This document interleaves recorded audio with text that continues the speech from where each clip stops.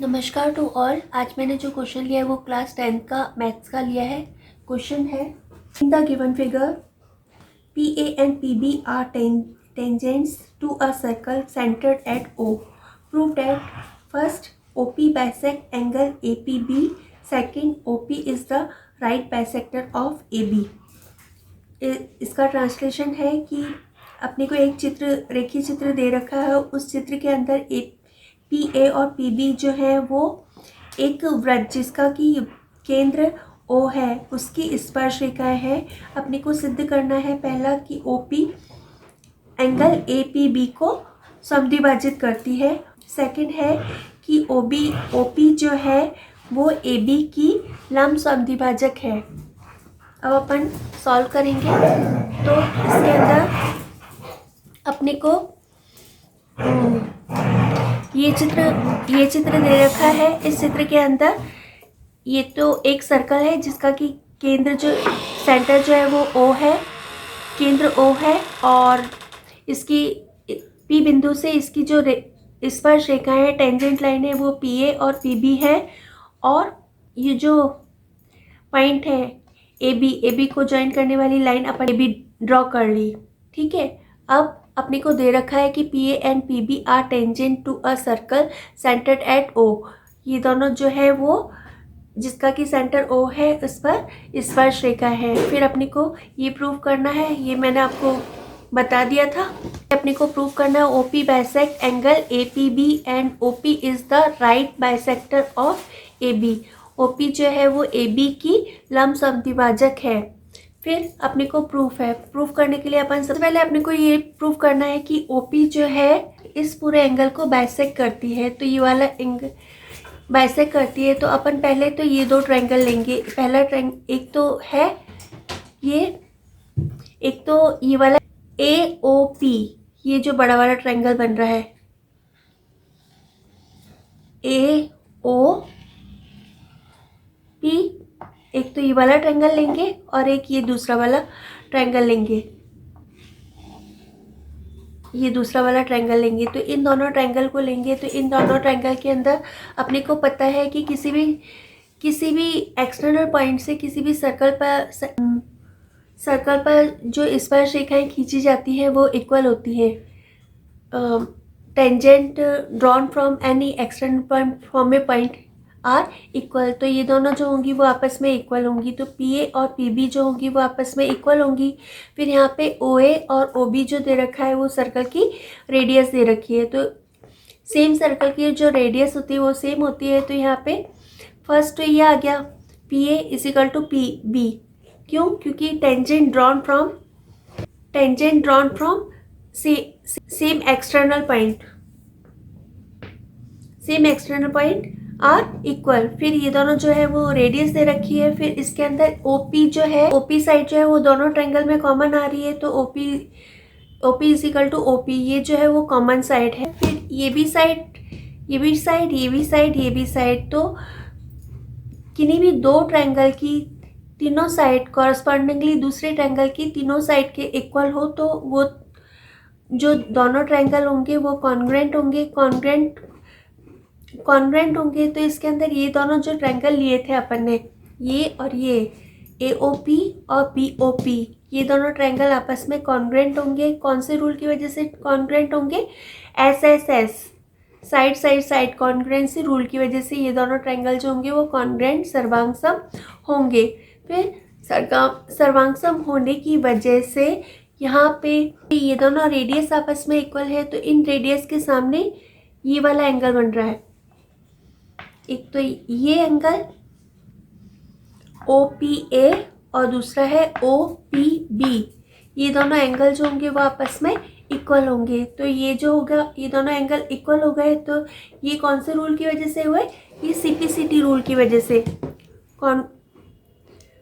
Corresponding part of congruent triangle, CPCT rule की वजह से ये दोनों एंगल जो होंगे वो इक्वल होंगे। तो अपने को यही प्रूव करना था कि ओपी जो है वो इस एंगल को बाइसेक्ट कर रही है, मतलब कि समद्विभाजित कर रही है।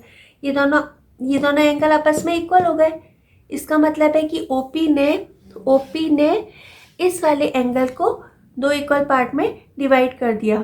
फिर अपनी दे रखा है कि ये दोनों स्पर्श रेखाएं इक्वल है, तो इन स्पर्श रेखाओं के ये दोनों टेंजेंट आपस में इक्वल है, तो इस टेंजेंट के सामने ये वाला एंगल बन रहा है और इस टेंजेंट के सामने ये वाला एंगल बन रहा है, तो ये दोनों एंगल भी आपस में इक्वल होंगे। ये क्यों ले रहे हैं अपन? क्योंकि ये दूसरे वाले पार्ट को सॉल्व करने में काम में आएगा। फिर अपने को प्रूव करना है कि OP जो है वो AB का राइट बाइसेक्टर है। तो अपन ये वाला ट्रायंगल लेंगे, ये दोनों ट्रायंगल लेंगे, तो ये ट्रायंगल जो है वो है OAQ। ये छोटा वाला ट्रायंगल लेंगे अब अपन, तो इसका नाम है OAQ और इस वाले ट्रायंगल का नाम है OBQ। अब इन दोनों ट्रायंगल को अपन कॉन्ग्रुएंट प्रूव करेंगे, ठीक है। तो यहाँ पर ये दोनों जो है वो रेडियस है, OA और OB, ये दोनों आपस में रेडियस है। OQ जो है वो दोनों में कॉमन है, OQ दोनों में कॉमन हो गया। और अपन ने अभी CPCT रूल की वजह से इन दोनों एंगल को इक्वल प्रूफ किया है, तो ये दोनों एंगल इक्वल हो गए। फिर यहाँ पे दो साइड और उनके बीच का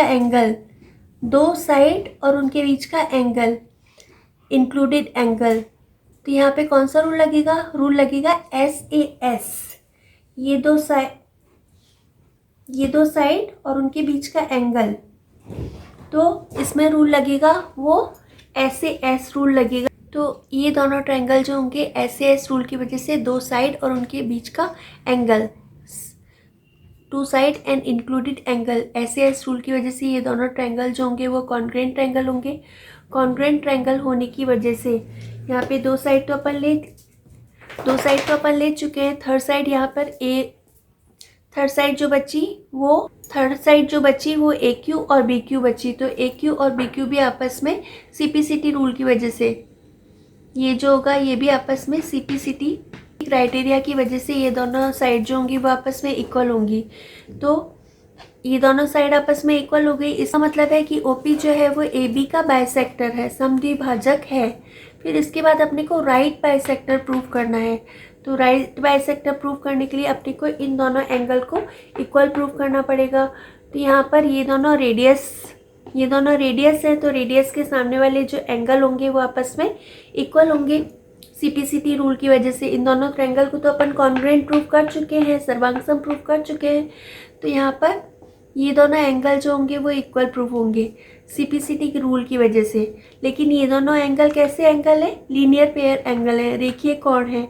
तो इन दोनों एंगल का एक ही रेखा पर बने, AB लाइन पर, AB के Q पॉइंट पे बने कोण है।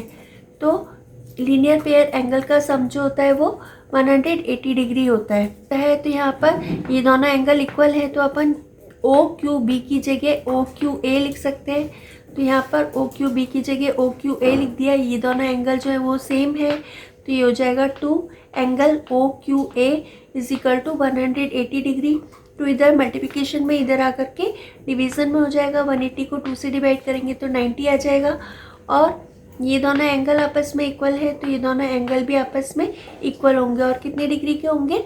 90 डिग्री के। तो अपन ने ये प्रूव कर दिया कि ये दोनों साइड जो है AQ और BQ आपस में इक्वल है और ये दोनों एंगल जो है वो 90 डिग्री के हैं। तो इसका मतलब है कि OP जो हुआ वो AB का लंब समद्विभाजक हुआ, परपेंडिकुलर बाइसेक्टर हुआ या फिर राइट बाइसेक्टर हुआ। तो अपन पहले तो अपन ने ये प्रूव कर दिया था कि ये बाइसेक्टर है, और अभी अपन ने प्रूव कर दिया कि ये जो एंगल बन रहा है Q पर जो